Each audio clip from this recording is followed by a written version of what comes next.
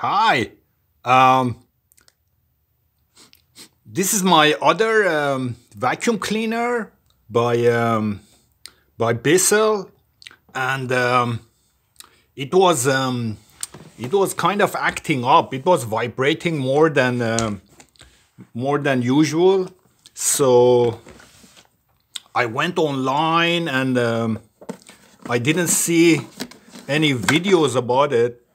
So it's what's it, model 1720-A. This is from back in the 90s. So so since it was vibrating a lot, I thought maybe I take the back cover off, and maybe the motor is it's loose. Let me turn it on and you hear it. So here, and I added this bungee cord just because of the vibration. These compartments, they don't come loose.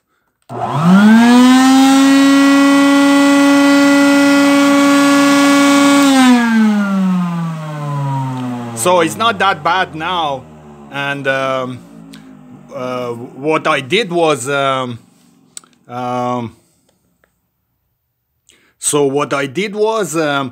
poured just regular water in there, and then as you pour the water, it fills up on this tank, and you just keep doing it, like just pour the water in there and just empty it, and after like couple of 2 or 3 fill and empties, the vibration is a lot less than before. So now I'm going to take the cover off and I'll show you what the deal is in the back. The other thing that you also got to do is see this this sponge over here. Just take it out and clean it. So mine was pretty dirty. So just take it out, clean it, and so that's for the dirty water container, and this is for the clean water. The soapy water goes over here, and sometimes it happened with my other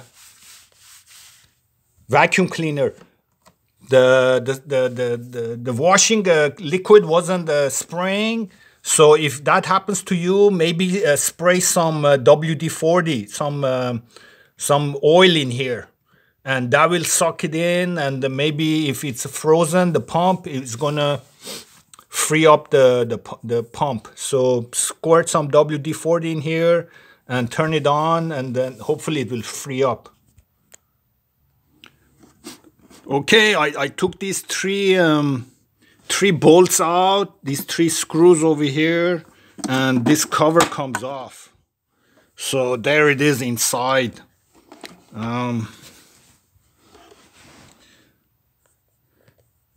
So there's the pump. See the pump over here? So there's the pump. So there's the pump right here. So it sucks. It sucks the dirty water in here. This thing, the impeller inside turns, and the dirty water comes out from here, from this end. So it comes off from here into your container. And so what I thought maybe these screws for the mounting. I took all of this apart. I thought maybe the impeller inside is loose. I thought these screws were loose. Anyway, so I took all these screws out, took this whole thing apart. But so anyway, the problem wasn't these screws. I think the problem was as it sucks in the dirty water, some of that dirt sticks to the impeller inside. So when you clean, and then that, as it turns, that creates the vibration. So as you pour the clean water in here a few times, it helps get rid of all the crap which is stuck to the impeller, to the propeller inside. And then the other thing you can also do is, if you take it apart, you can squirt some WD-40 right in here. So let's see, here I'll show you.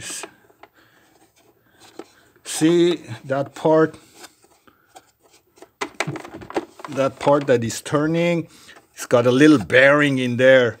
So you can squirt some WD-40 in there, and also back here there's another little bearing. So you can squirt some right behind this plastic impeller. There's another like little bearing in there, so you can squirt some over there. What else I can tell you? I mean, if you want to see this hose over here, this part, this is from the cleaning solution. So the cleaning solution, the pump is inside. Down there, down in here is the pump for the cleaning solution. So the hose comes up here, it pumps the thing in here and goes inside. There's a hose in here, goes all the way to the end, comes out over here. And on the over here you can put some petroleum grease, makes it easier to take it in and out. So anyway, it's all right. And then it doesn't vibrate as much as before. And you can make yourself like a bungee cord like this, which is gonna stop the two containers from coming out. So that's my little video about this carpet cleaner, and I'm gonna turn it on one more time.